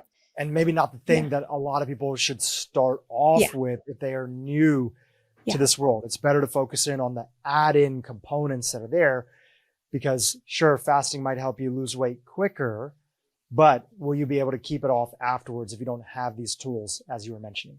Exactly. Yep. And I love that. I love fasting. I think it's a great way to like recalibrate your relationship with food. For me personally, it really highlights a lot of my cravings are emotional. So is it physical hunger or is it emotional hunger? And a lot of times it's emotional hunger that we're experiencing. And so I think it's a great way to learn those true hunger cues versus emotional hunger cues. Can I ask you a question on that topic? There's a mutual friend that's also been on your podcast as well, Cynthia Thurlow. Mm-hmm. And she shared that over the years, especially as an individual who doesn't have a lot of weight to lose, right? She's not, obese or, being overweight and had not really prioritized protein and strength training and other things for herself personally. Again, this is somebody who, has a TED talk on intermittent fasting and the benefits of it that are there. She said, for me personally, as being, and a lot of my demographic being similar to me, they might have 10, 15, pounds they want to lose to get into their optimal sort of space. Not her, but she's saying my audience. But they're also trying to work on the protein goals. They're trying to build lean muscle mass. They're also trying to do this. I've sort of changed my mind a little bit. This is her speaking. And it's that if I do some of these longer fasts that are there beyond like the 16 hours and 12 hours, I end up losing, or there's the fear of losing so much, muscle mass that's there. And it just takes me so much effort and energy as I age to get it back. So I've largely, now that I'm in a healthy place and I feel good and I'm very stable and it's really about optimizing, I've stayed away from those fasts because the trade-off is not as needed for me. And the risk of losing that muscle mass is very high. Do you generally agree with that thought process? I do. I think that there are some benefits for autophagy from longer fasts, and she would agree with that. Autophagy is that cellular cleansing process. It starts at about 18 hours of a fast. And the longer you fast, the deeper you get into autophagy. And so there's some really good evidence that longer fasts that stimulate autophagy may be efficacious for cancer prevention. And so for me, that's the trade-off is I want to do all I can to preserve lean muscle mass, but once in a while, I want to bias the autophagy benefit. And I don't have the weight to lose either. Like I'm kind of in that maintenance phase. Fasting's harder for me. Like I think I did a 40-hour fast once after a really heavy food vacation, and that was fine. And I think I've done a 40-ish hour fast another time, and that was okay. But it's hard, and I think that there's companies like Prolon. I don't know if you've had them on the show, and they're like a fasting mimicking diet where you eat a little bit of food, but you stay kind of under the nutrient thresholds that prevent autophagy is kind of my understanding of it. It took me a long time to wrap my head around that. And I think that might be a little bit more the route that I go if I want to focus on autophagy, like boosting it just to make it a little bit easier for me. But yeah, I mean, in general, I agree. And it's interesting, like Dr. Peter Attia, I saw he was on some show, maybe, like some Netflix documentary with maybe Chris Hemsworth, and he was having him do a 4-day fast. Do you know what I'm talking about? I know of the show, but I didn't watch it. But yeah, I saw the clip where they were talking together and they were revealing, I believe it was Chris Hemsworth, risk of Alzheimer's or something like that. They were talking about the ApoE genes or something like that. I could have gotten that wrong, but yes, I'm familiar with it. Right. But then in his book, Outlive, which was very dense. Did you read Outlive yet? let's call it skimmed, and I'm regularly going back to read sections that, because it's quite dense. But yes, I'm generally familiar with the framework and the approach and the key messages that are in there. And I have seen how he sort of changed his mind on fasting. Exactly. Yeah. And I really thought that was really interesting that he changed his mind on fasting. I used to prescribe like those longer extended fasts, and now I don't think the trade-off is worth it. And I'm like, that it really makes sense. So I kind of agree with like Dr. Tia and what Cynthia is saying. And just from my own personal standpoint, like I feel better when I don't fast for an extended period of time, but I want to do it occasionally just for the autophagy, but I probably won't make it that long. Like a 4-day fast, a 5-day fast, like it's just not probably and I don't have it in me to do it. So I think that there's benefits, especially for people like that gentleman I was talking about for blood sugar management. There's benefits for those extended fasts, but for just people at a healthy baseline, we got to prioritize the muscle mass, I think. Yeah, that's great. So this was all part of a conversation of the 4 pillars that you were walking through, and fasting was one of them. What are some other pillars that you want to walk through when it comes to this approach that you have with clients? Yeah, let's talk about sleep next. A lot of people don't understand how important sleeping, 7 to 9 hours a night is. I think 8's kind of the sweet spot. And I used to say I'll sleep when I'm dead. I used to get, 5 to 6 hours of sleep regularly a night and didn't know. Like, I just think a lot of people don't know how important sleep is. So the reason that sleep is really important is because of how it affects your appetite. If you're not sleeping well, you're going to have a higher level of, stress, so cortisol. And those levels of cortisol actually make you want to eat more carbohydrates. So that's an important thing. After a bad night of sleep, like, just pay more attention to your hunger and your satiety cues. You're going to be more likely to overeat. You're going to be less likely to feel full after you eat. It also just doesn't recharge that willpower battery, like that emotional reserve that we all have before we get to the screw it line in the day. Screw it, I don't care. Like the more sleep you have, the more reserve you have before you get to that screw it, I don't care line. So sleep is important. It's important for your hormones. It's important for muscle mass, like human growth hormone, for example, it spikes at night when you're sleeping. That's when you repair. That's when your muscles build and get stronger. So again, back to the muscle conversation, sleep's important for that. I think that, like I said earlier, everything is easier with sleep, but it ultimately comes to how does it impact our hormones? And it impacts your ghrelin, it impacts your satiety hormones, it impacts your cortisol, it impacts your human growth hormone. And so some practical tips for people to sleep 7 to 9 hours a night. Very important. Consistent sleep and wake times. So if you're really struggling turning the TV off at night, you have to ask yourself, like, is it more important that I watch this one more episode? Or is it more important that I get a restful night of sleep to support my health? Like, obviously that's more important. So you have to be on the same page with your partner about what time is bedtime. I want you to, if you need to set an alarm on your phone, if you need to, I wish that like TVs had like automatic shutoffs or something like that, but stop at the middle of the episode before they hook you in with another hook, stop between episodes, but you got to figure out a time to turn that TV off. The other thing is blue light blocking is critical. So blue light is emitted from all of our screens, cell phones, computers, TVs, tablets, and the amount of blue light that's emitted naturally as they make their products is about the same that you get from the sun at noon. And blue light goes into your eyes and it actually causes a slight elevation in cortisol. Again, the stress hormone, but it's not just like, oh, we need to fight or flee. It's also, let's stay alert. We need to stay alert here. Cortisol and melatonin, which is your sleepy hormone, are on a teeter-totter with each other. So if cortisol is up, your melatonin cannot come up naturally. And so when we block that blue light, we help lower the cortisol production so that melatonin can naturally come up. So if you're popping a melatonin gummy or you're taking a melatonin tablet and you're not already blocking your blue light, please do that. You need the orange or like the amber colored light, the blue light blockers, not just the yellow, not just the light tinted. You need the ones that block nearly all blue light. Yes, your TV will look funny, but you will sleep deeper and you will fall asleep faster because your melatonin is naturally increasing. So a couple things, and that's so obvious. It's like if you've had a stressful day, of course it's harder to fall asleep. Of course your sleep isn't that good. And that's again because your cortisol is up, so your melatonin can't come up.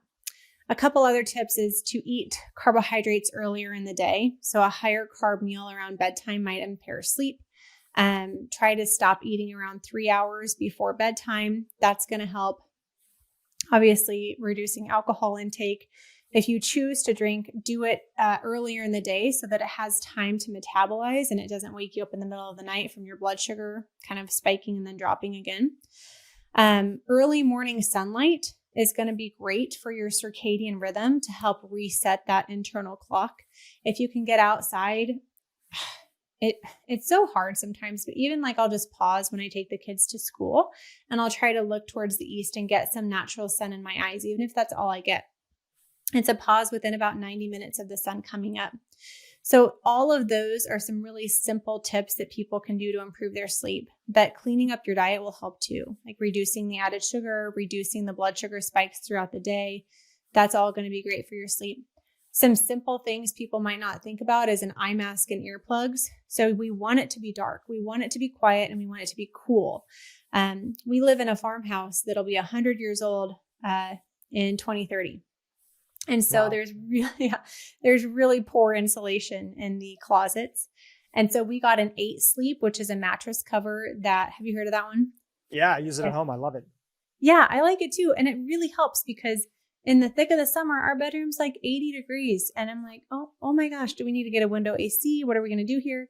But the 8 Sleep, it can cool off or it can heat up based on what you need. And so that's really helped me sleep better in an environment that can get kind of cold or get kind of hot. So I think all of those are basic sleep tips and people aren't doing them. They're so simple. And I think it's Jim Rohn that said, it's the simple things that lead to success. The hard part is it's easy to do the simple things that lead to success, but it's also easy not to do them. So that's all these things that I'm talking about, that we're talking about. They're simple habit changes and they really have a cumulative effect. And that's why when someone comes to me, someone came to me today during a coaching call. I was like, what do you think about this blood sugar supplement? And I'm like, I think we have bigger fish to fry. Like, are you doing your mindset stuff? Are you sleeping? Are you drinking your water? Are you eating your protein? Are you eating your fiber? Like, once we have these in place, let's sprinkle in some supplements to augment your results or to break a plateau or whatever we need to do. But if we're ignoring these simple basic health habits, which so many people are, you're not going to get results. You can't out supplement an unhealthy lifestyle. So I think that's a really important point. And then the last phase of the pillars is stress. And I wanted to save this for last because it really works into mindset nicely. So for stress, there's different types of stress. There's emotional stress. There's physical stress. There's metabolic stress.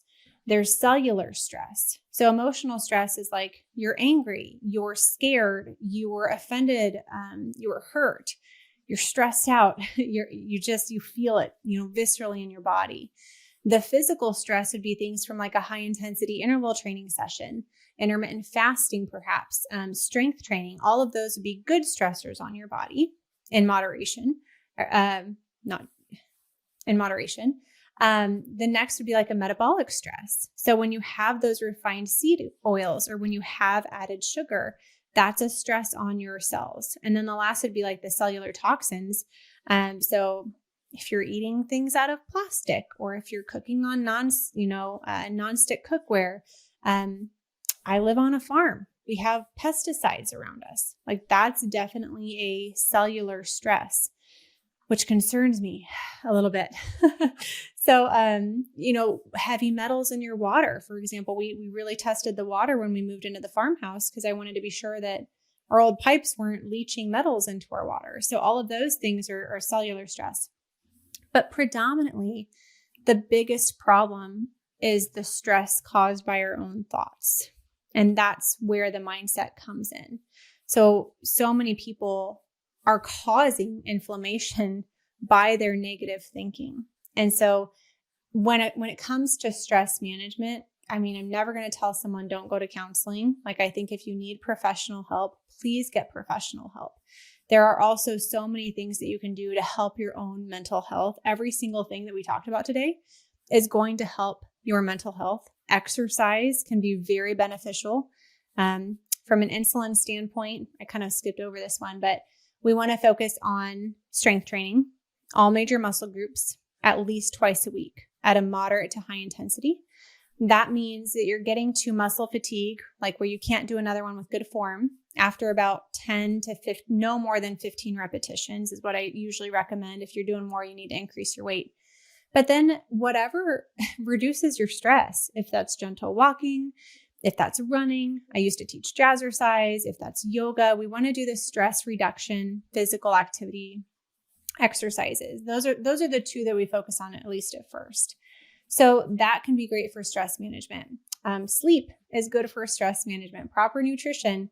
But the mindset piece, I did a similar interview and they wanted me to go into a little bit more depth on how do I create, this wellness vision for my life. And I didn't know if you thought that'd be helpful for your audience. Yeah, absolutely. Anything that you have to share would be helpful. So yeah, share with our audience. And why is that, like the idea of like how to kind of put this together, or like imagining a future that you want to like actually really your why of like why you're driving towards that? Yeah, if you could explain it, that'd be great. Yeah. So the first habit that we recommend everyone implement is a daily mindset routine. But when I say that, they're like, well, what am I supposed to do? Am I supposed to pray? Am I supposed to read something? Am I supposed to like beef myself up with positive affirmations? And so I have this start daily meeting agenda.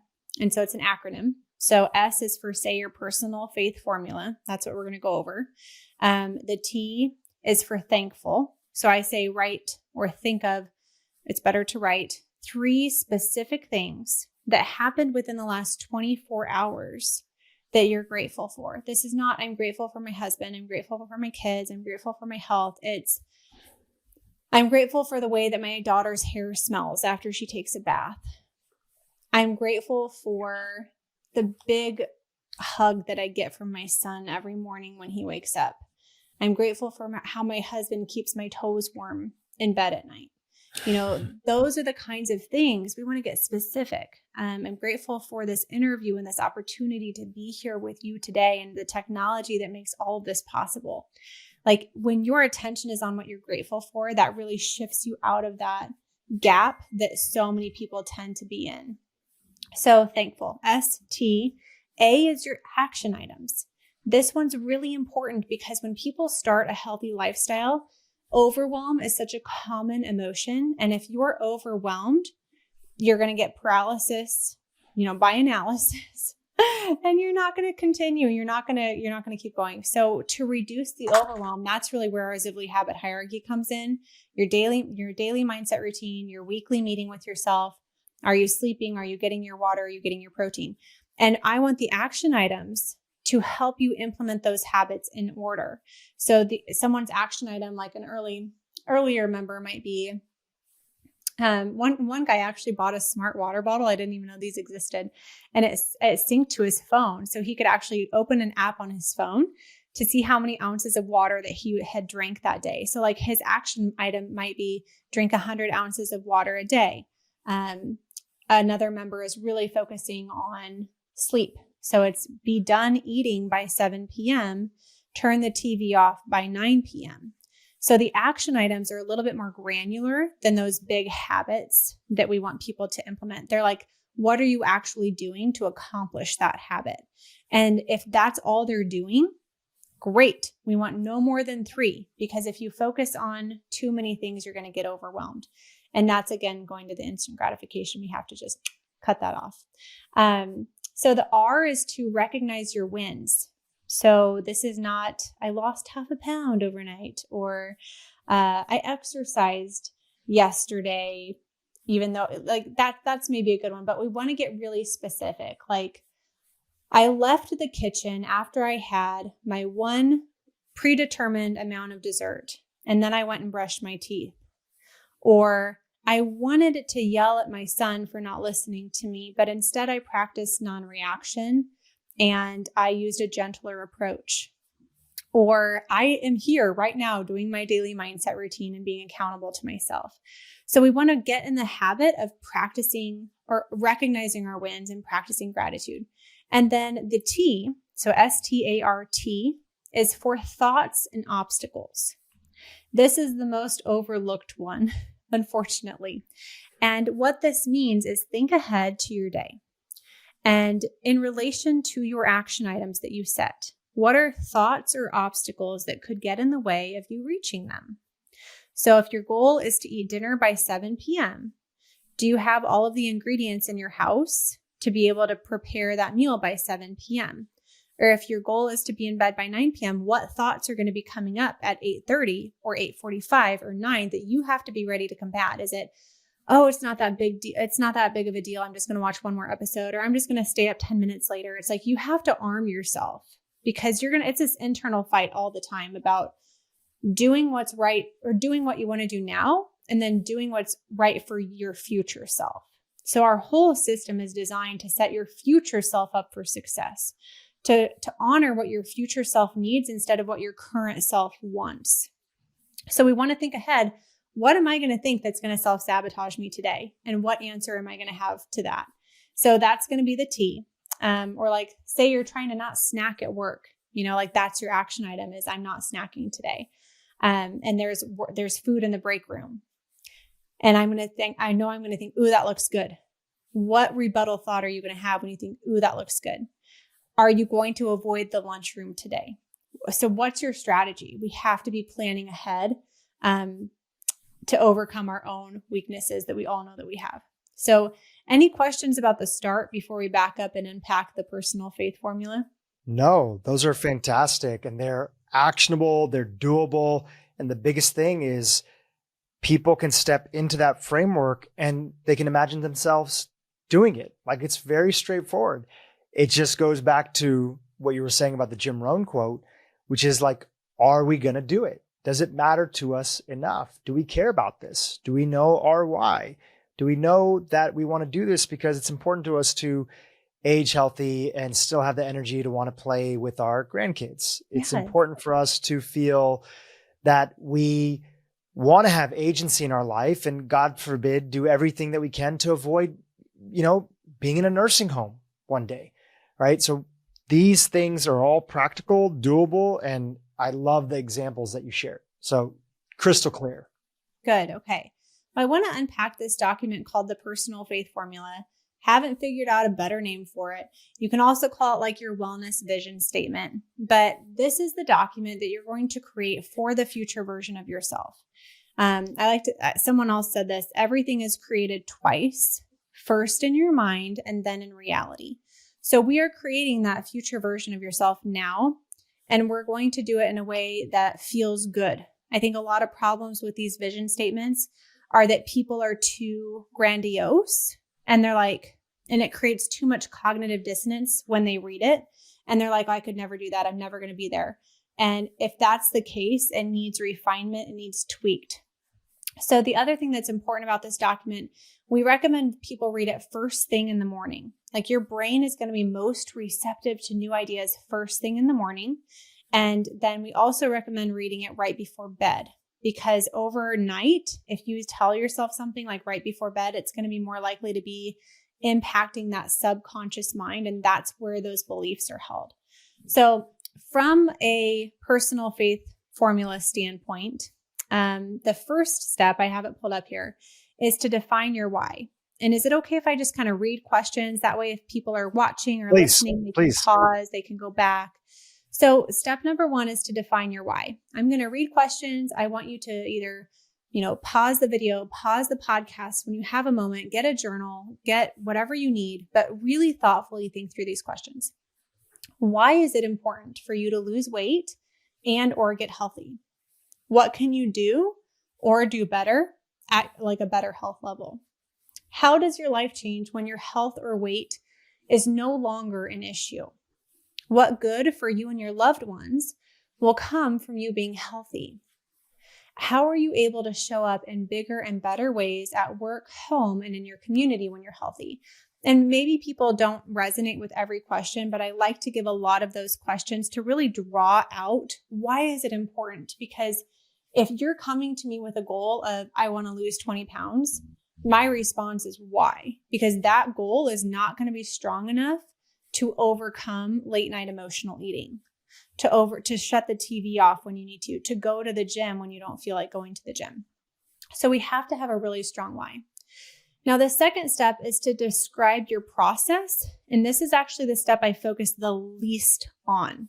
So especially starting out, I recommend people kind of outline this, but not necessarily focus too much on it. And it's, what actions are you taking consistently? So this is from the version of the healthy person that you want to become. This is not from current you. This is from future you. So I ask people, close your eyes, imagine yourself at the healthy weight. Imagine yourself, you're on vacation, you're walking on the beach, you're wearing shorts, you're wearing a tank top, you're feeling confident, you're feeling energetic. That's the state of mind where I want you to be when you're answering these questions. So what foods do you see yourself eating? What is your physical activity routine? Are you meal prepping and planning? Are you logging your food? Are you sleeping 7 to 8 hours a night?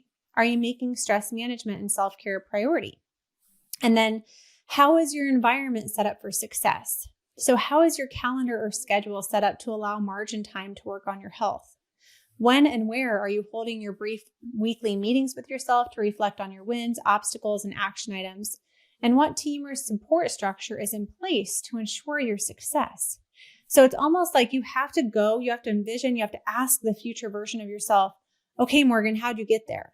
And you're going to reverse engineer the process in your mind. So I don't like people to focus on that too much because it might feel a little out of reach to them when they're starting out. And so it's good to describe it. It's good to think about it. But what I care even more about is step 3. And step 3 is going to be probably the most important part. And that's focusing on outcomes and feelings. Because when you're doing this mindset work, this subconscious work, you can't just rotely go through the motions and say things. You have to elicit things that make you feel something. And that's why that specific gratitude is so much more important. Like, let me just say this one again. And I want people to feel the difference. I'm grateful for my daughter. Her name's Leah, by the way, and she's like 3.5. And she's so cute. I'm grateful for Leah versus I'm grateful for how Leah says green goblin, like green goblin, and it makes us laugh. And so you see, like, did you feel the happiness and the emotion in the specific versus the general? So we want you to feel when you're doing this. So desired outcomes. What activities do you see yourself doing or doing better when you're healthy? What can you do when you're healthy that you can't do now? Is it like, I can put my shoes on comfortably? I can buckle the seatbelt up in the airplane comfortably.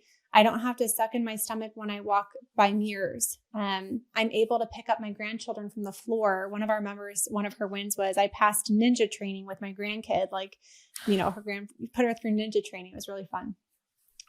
Who do you envision sharing your wellness with and in what ways? What are objective numbers that have improved? So examples are like weight, HDL, triglycerides, glucose, insulin, etc. We don't focus too much on that. Like, I don't need you to tell yourself every day, my fasting insulin will be less than 6. Like, that will come. Most important part is right here. How do you want to feel? And so this one can be so hard because people are accustomed to feeling pretty crummy about themselves. And it might feel like such a stretch to be like, I feel confident. I feel energetic. I feel grateful. I feel healthy. And so this is the part where we really work in coaching to like refine the language and fine tune it so that it's true to them. And maybe it's like, I'm looking forward to such and such, or I'm working towards such and such to make it a little bit more true where they're at now. What does your mood feel like? What does your energy feel like? What do your muscles and joints feel like? What is your confidence level? Are you free from food and weight obsession? Are you proud of yourself? And if so, what for? So once they have those 3 parts, part 1, part 2, part 3, then we just say, compile them and distill them and you're going to edit them for a couple things. You're going to edit them for present tense language. So, what's a good example of this? If people are saying, I'm trying to think of one from my own. So one thing of mine in my own personal faith formula is I prioritize my mental, emotional, spiritual, and physical health every day. It's I do that, not I will prioritize my mental, emotional health every day. So we need to make it present tense because your subconscious mind only works in the present. So it won't pay attention to words in the future. It's like, oh yeah, I'll get to that someday. Like, no, we want to start creating the emotional experience that you want to experience at a healthy version of yourself now. So we have to reflect that language that creates that confidence and that pride now. So I think that that's one thing that we try to edit for, present tense and positive language, and then distill and synthesize it. And then I think that this is that's what we call your definite purpose, right? So this, I'm going to sum it up. I'm reading it again. Like, this is a huge part of our program that I'm giving away to your audience, and I hope that they take advantage of this. So I'm going to read the whole personal faith formula, and then I want people to think through their why, like that we just kind of came up with. That's their definite purpose. So that's going to be inserted into this personal faith formula. And it goes like this. And it can change. Like, obviously, this is a living, breathing document. This is not like a rigid structure, but this is where we have people start and then we have them modify it from here. I am allowing and achieving my definite purpose. I commit to take the action required to achieve it every day. I concentrate my thoughts for 30 minutes daily upon gratitude and abundance. I choose to think and do things that make me feel good. I protect my asset, which is me, and my ability to prioritize with margin time to think, listen, learn, play, rest, and sleep. I prioritize my emotional and physical health every day. I closely guard my mind against negativity from myself and others. Any desire that I persistently hold in my mind will eventually come to fruition, positive or negative. My thoughts are controllable, and they are my responsibility to control. I have clearly written down a description of my definite purpose, and I will never stop trying until I have developed sufficient self-confidence and consistent, deliberate follow-through to attain it. My definite purpose is, and that's where we would have them insert what we just came up with. My definite purpose will take time, determination, passion, and a sincere commitment to make it happen. I fully accept responsibility for my thoughts, actions, inactions, and results. I recommit my energy, attention, and passion towards reaching my definite purpose. And that's really important because we forget, like, we are forgetful creatures. So I recommit my energy, attention, and passion towards reaching my definite purpose. By signing my name to this personal faith formula, I commit to reading it out loud at least once a day, first thing in the morning, with full faith that it will gradually influence my thoughts and actions so that I will become self-reliant, self-accountable, and achieve my definite purpose. So that's kind of the whole personal faith formula. People can bullet point it, synthesize it, add to it, but that's kind of the starting point for that mindset work that I was talking about. If people want to just like take it and run, please do, because it's life-changing. It's been for me. It's been for so many of our members. It's truly powerful. I look at that and I immediately think, like, so many people use this term, oh, I've fallen off the wagon, or I've gotten distracted. And that happens to all of us. There's not one person that doesn't happen to. But then the question is, can you find your true north? And for most of us, we're going to need tools. We're going to need supports. We're going to need a framework that was successful in helping others return to their true north. Mm-hmm. And it's not just about the habits. It's about the why that's driving the habits. And I love that example that you shared with us for, that sounds like that's actually your personal faith formula, right? That's like, no, I have mine here somewhere. That one's not mine. That's the was an example. Point. Well, it was so good. It felt like it could have been easily. It could have easily been yours. It was, but it's grown and it's progressed. And mine is a little bit more role centric now. So just to kind of spitball, I don't have it completely memorized, but I expand in abundance, love, and success every day. I prioritize my mental, emotional, spiritual, and physical health every day. I am an active, present, and engaged mom, loving, patient, and supportive wife, and wise business owner.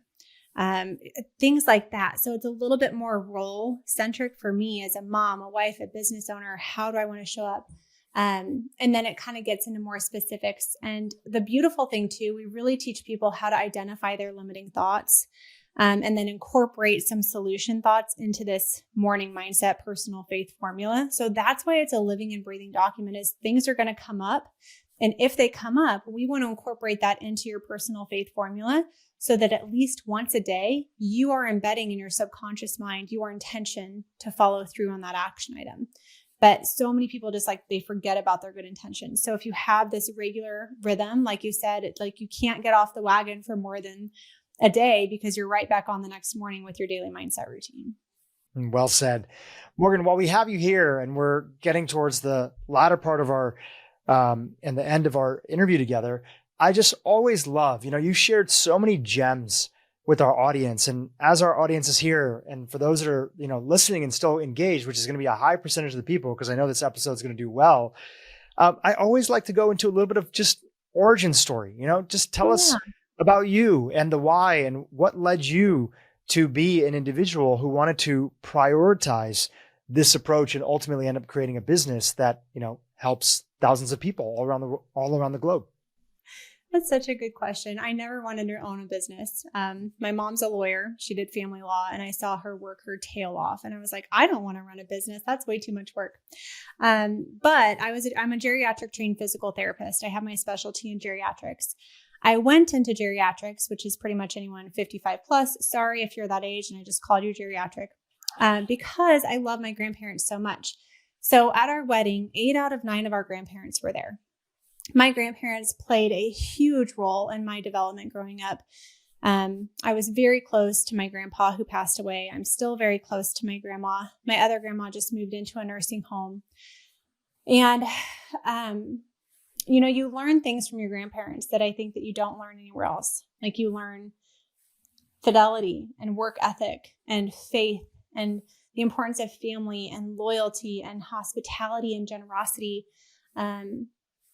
So many things. I just love that they're so rich in wisdom. And for me, going into geriatrics was a way of paying it forward because I wanted to help other grandparents be healthy and be there for their family like mine were there for me. So that was kind of why I went into geriatrics. And then once I was there, I became really jaded with the medical system. I saw the care that we were providing was too little, too late, too often.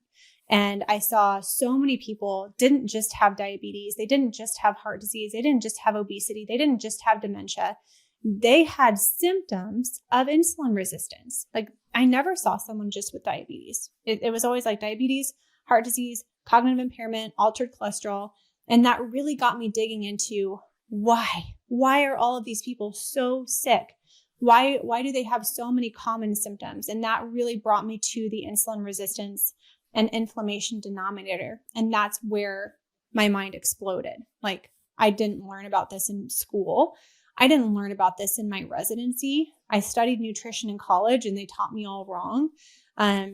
So I really thought like, if I could work with these people 20 or 30 years earlier, they wouldn't need a geriatric physical therapist. They wouldn't have had this heart attack. They wouldn't have had this fall. They wouldn't have this neuropathy because insulin resistance compounds. And the problem with insulin resistance is, and most other things, is the longer you wait to solve the problem, the bigger the problem gets. And so I wanted to help people solve it in its infancy so that they could live as long and happy and healthy life as possible. And so that's kind of my story of origin. And then it got to the point where I couldn't not pursue this business. I couldn't go to work from a place of integrity. Every day I was going to work and feeling like a piece of my soul was dying. And I'm not being dramatic there. Like it was soul draining work because I knew that wasn't my ultimate calling. And so after I had my son, who's 5.5, when he was 4 months old, I started my business. If you can imagine, like your first kid, 4 months old, what is this crazy woman doing? And it's been a ride, and it's been such a joy to be able to serve people at my highest capacity and not be limited by what's covered by insurance, and be able to bring this holistic approach and this mindset approach and things that would never be billed by insurance, but I can do it, because I just created my own business and I can do it now. And I think the other thing that I'm loving is seeing the growing awareness of insulin. Like, their doctors are not talking about this with their patients. Doctors are not testing insulin, even though it's been shown to predict type 2 diabetes up to 2 decades before glucose. So just to be able to hear the truth and share the truth and not be filtered by a big company, not be limited by insurance, like that is so personally fulfilling to me, to be able to help prevent all of the tragic conditions that I treated in geriatric physical therapy, and then hear these stories of health transformation, knowing that they don't just get to be healthy now, they get to be healthy 10 years from now and 20 years from now, and how I'm impacting.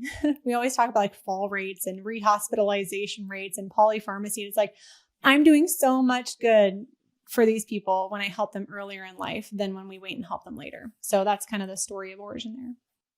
It's a super powerful story. And I know there's a lot of individuals in our audience, besides just being interested, because they're so tuned into this episode. There's also, for anybody that has felt that inner calling themselves, for a lot of people who get healthy, they naturally think, okay, my next step is I want to make my family healthy, right? Yeah. So you focus on your family, your wife, your husband, your kids, sometimes then it goes to your parents. That's the stage that, I've been in life in the last 10, 12 years. It's like, I really want to focus on supporting my parents, get them to, develop some more lean muscle mass, improve their diet, etc.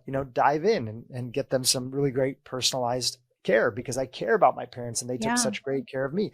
And then once you go to your parents, and then you want to go to, okay, how do I actually make an impact in my community or in society?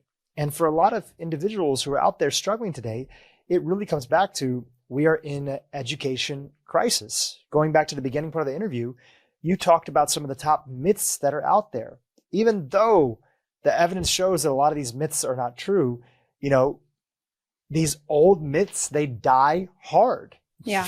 Because there's still a lot of smart individuals, many of them well-intentioned, who are repeating these myths to their patients, their friends, their family. And it takes a while to sort of unpack them and start to have a different focus for a different future that's there. So I know that your story is also going to resonate. Besides the incredible health tips that you shared, it's going to resonate because we all feel that call to adventure on our hero's journey of, this feels scary, but if I don't do it, what kind of life am I going to leave? And what kind of world am I going to leave for my kids, for the future of people that are out there that are just genuinely struggling, and they're not an expert like you. They're just trying to find the right answers.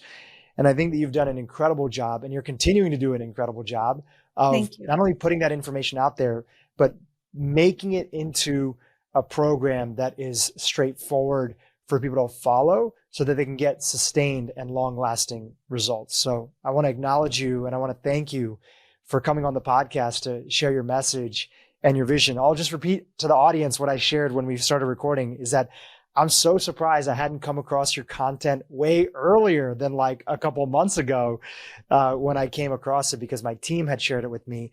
And I hope that we get some new individuals that also feel the same way after this interview. In fact, I know that they will. Morgan, I would love for you to close out by just can people follow you? How do they check out your online program, and anywhere else that you want to send them to? Yeah. So thank you for the opportunity to share that. My business is called Zivli, and it's Zivli. And that does mean something. Ziv means live in Croatian. The Li stands for low insulin and inflammation lifestyle. The first place that I would suggest someone start is actually our website, just zivli.com. And they can see we have an insulin resistance diet starter course that they can take anytime. We open enrollment for our full, robust program called Zivli on how to lower insulin resistance, lose weight, all that good stuff. It's an 8-week program, but they have lifetime access. And we open that twice a year in March and September. And then we also have, I really would suggest they check out our insulin resistance playlist for beginners on YouTube, because there were a couple things here we didn't cover, like how do you test for insulin resistance and what are the signs of insulin resistance? And so I have some really, really quick tip videos on that playlist where I would suggest they start. And then they can follow me on Instagram. I'm at Dr. Morgan Nolte, and my podcast is Reshape Your Health with Dr. Morgan Nolte. And we kind of have a broad array of topics surrounding insulin resistance and sustainable weight loss and mindset. So those would be the few ways. Again, we have the free food guide. They can find that on the website, or we share a lot about it on social. So I really hope that people found this episode helpful. And if they have any follow-up questions, they can reach out on Instagram. They can email us at support@zivly.com. We're really responsive that way too. Incredible. Well, we'll have all those links in the show notes and in the captions on YouTube. You can check them out and get a chance to follow Dr. Nolte, her team, her business. This has been fantastic. Thank you so much again for being on the podcast and sharing your incredible wisdom with our audience. It's been my pleasure. Thank you so much for inviting me on. Hey, YouTube, if you enjoyed what you just saw, keep watching for more great content on how to improve your brain and your life. If you tell your body, we don't need mobility, we don't need strength, I don't need vitality, I don't need lots of cognitive function, it's going to start to decline.